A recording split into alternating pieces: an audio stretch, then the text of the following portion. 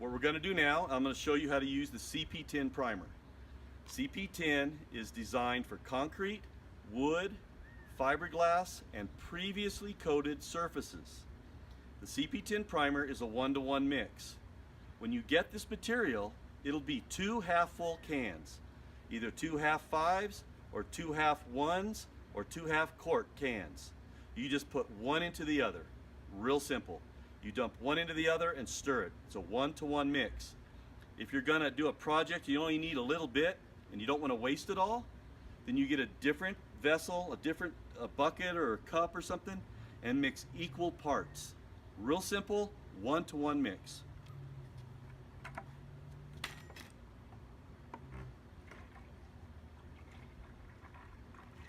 Does not matter if you dump the A into the B or the B into the A at all.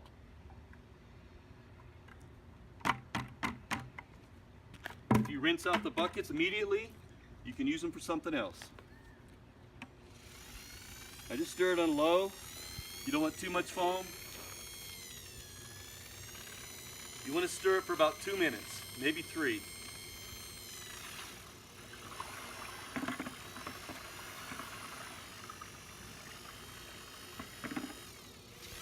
Okay, after 3 minutes of mixing,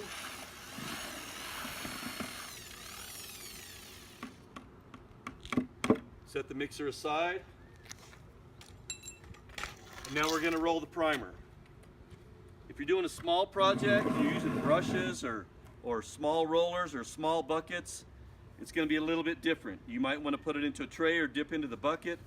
I like going right into the bucket. If I'm doing a large project, I'll take a full bucket and I'll split it up between a couple guys, and then we'll just prime. You just take it out. You don't want it too thin. Just about that thickness right there.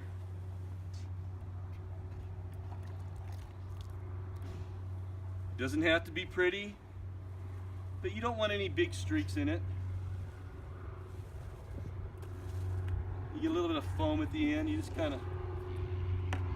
Now you don't. Here's one thing you don't want to do. You don't want it real thin. You don't want to get it like it's so it's chattering like that and get it too thin. You want a nice liberal coat on there.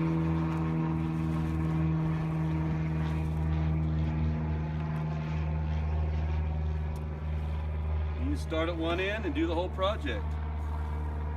Just make sure you blend it all together. You don't have any bare spots. I've been on projects before where you get 5 guys rolling and they leave a spot like this here. You don't see it till the next day. Well, now you got to prime that, then you got to wait 5 hours for it to cure. This primer takes about 4 to 5 hours on a warm day to cure. If you got a cold day, wait overnight. Don't try to get right on it. The best way to test this primer, if it's ready, if it's cured and dried hard enough for the tough coat, is you take a little bit, it's going to dry clear and it's going to be shiny.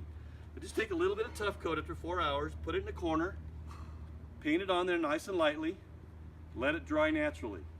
When it's dry, if it cracks, it's too soon. If it doesn't crack, go ahead and apply your tough coat. But the best way to do it is put it on one day, prep, do your acid washing and all your cleaning the first day. The next day, come back and prime, and then the next day, come back and put your tough coat.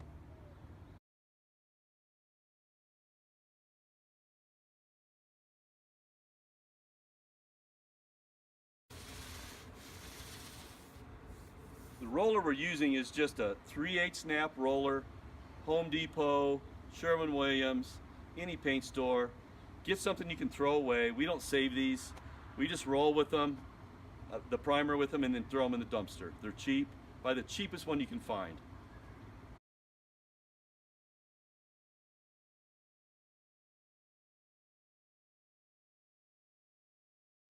Just a quick helpful hint.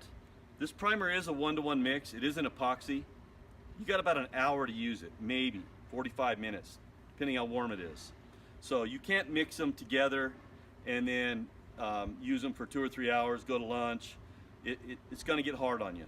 So plan your job, plan your use of your primer, plan having guys on site, plan how much you mix, and once it's cured out and gets hard, it'll be hard as a rock. The next morning it's hard. So just so you know that.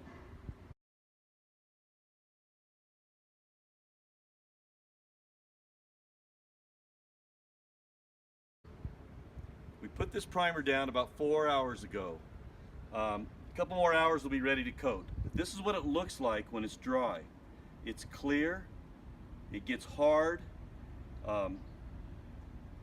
it's deceiving because you think you can go ahead and coat it, but just wait at least 6 hours on a hot day and overnight on a cool day.